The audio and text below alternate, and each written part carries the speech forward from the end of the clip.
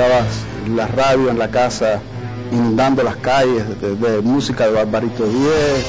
Hay dos tipos de música, por decirlo así de alguna manera, que es Brasil, la mejor música para mí, Brasil y Cuba. Piensan que un disco de Martín no le interesa a nadie.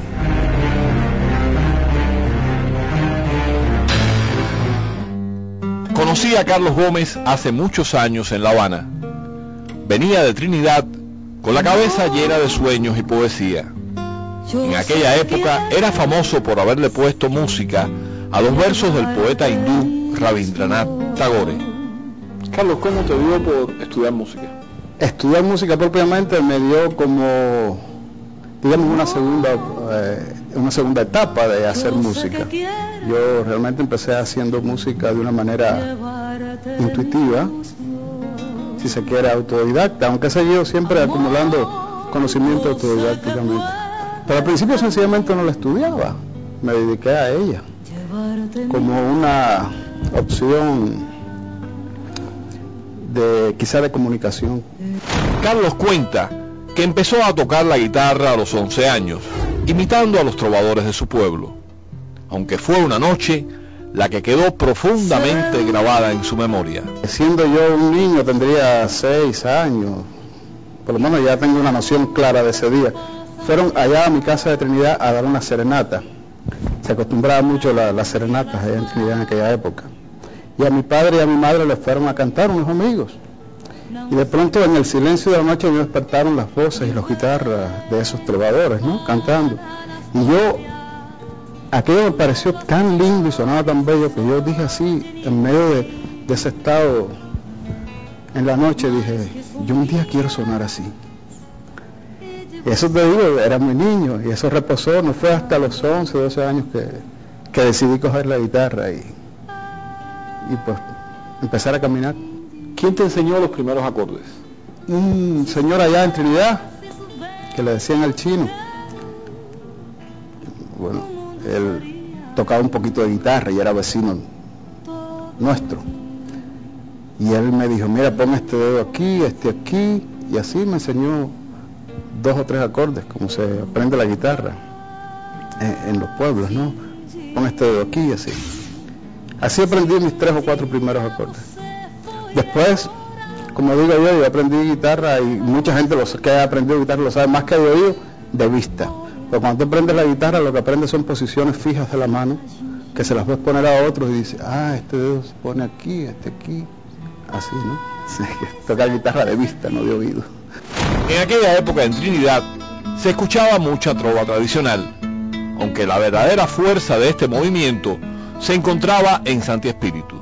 Decía mi padre que unos años atrás, digamos unas décadas atrás, cuando era más joven, hubo un movimiento de trova tradicional más fuerte, que sí siempre se mantuvo en Santi Espíritus. Si tú vas a Santi Espíritus, la trova espirituana siempre fue bien vigente, siempre tuvo vigencia. En Trinidad yo no recuerdo así trovadores tradicionales, excepto 2 o 3, se cantaban sus canciones, pero no había ese auge como en Santi Espíritus. Yo después palpé que en plena década del 70 en Santi Espíritus la trova seguía muy vigente. Pero Trinidad era un pueblo muy musical, sin duda, muy arraigado a las tradiciones, y se escuchaba todo tipo de música. Tú caminabas por las calles de Trinidad en la noche y escuchabas las vitrolas de los bares, escuchabas la radio en la casa inundando las calles de música de Barbarito Díez, del Beni, de los Panchos.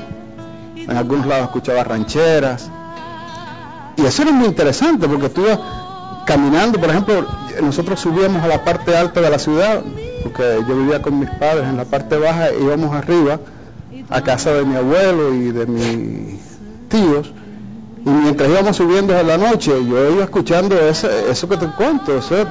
Pasaba por una casa, escuchaba a Barbarito Díez, más adelante algunas rancheras, después Carlos Gardel allá.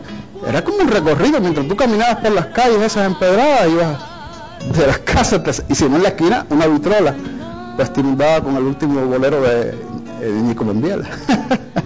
Y antes de morirme quiero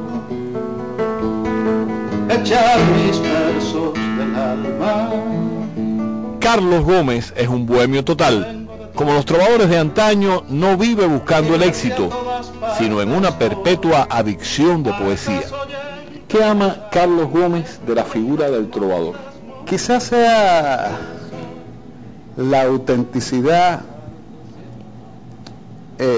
con que el trovador hace la canción y la dice. No hay un empeño comercial, no hay una intención de gustarle a todo el mundo, de disfrazar la canción con orquestas ni con vestuarios.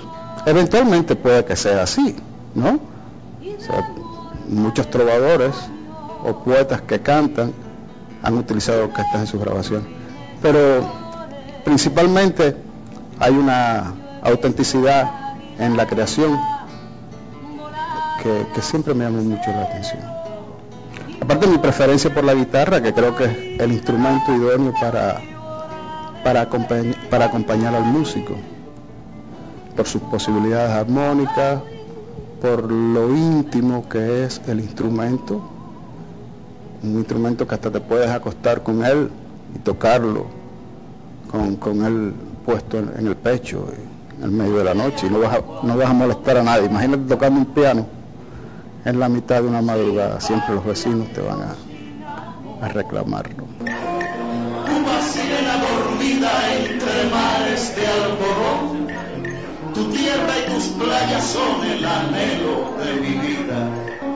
Artista con una personalidad muy definida, una de las características de Carlos es la de no hacer demasiadas concesiones ni a lo que piensa ni al público. No es tanto no hacer concesiones, sino no procurar tampoco hacer algo que esté fuera de mi feeling por agradarle a los demás. A ver si me puedo explicar. Yo creo que el artista, si tiene deseos de sonreír, se sonríe, pero si tiene deseos un día de tener mala cara, pues sencillamente se lo tiene que permitir. El público está, yo pienso, mal acostumbrado. O sea, los intereses comerciales han mal acostumbrado al público, que el artista tiene que ser siempre complaciente. No, el artista tiene que ser sencillamente auténtico. Si tú no estás en esa cuerda y no te gusta, pues no lo oigas. Pero el artista tiene que ser sobre todo sincero consigo mismo para poder darse en su totalidad. También creo que el camino del encuentro entre el público y el artista es un camino a recorrer por ambas partes. No se trata de que el público reciba pasivamente el mensaje del artista. El público tiene... Porque yo como público me intereso por el arte y voy a él, lo busco, trato de entenderlo, veo ángulos que antes no veía, descubro ciertas facetas de un artista que me pasaban inadvertidos. El trovador reclama del público una participación interesada y activa. Es desde luego una responsabilidad individual si quieres disfrutar del arte, pero no puedes sentarte a esperar que el artista venga a complacerte. Eso es lo que yo creo.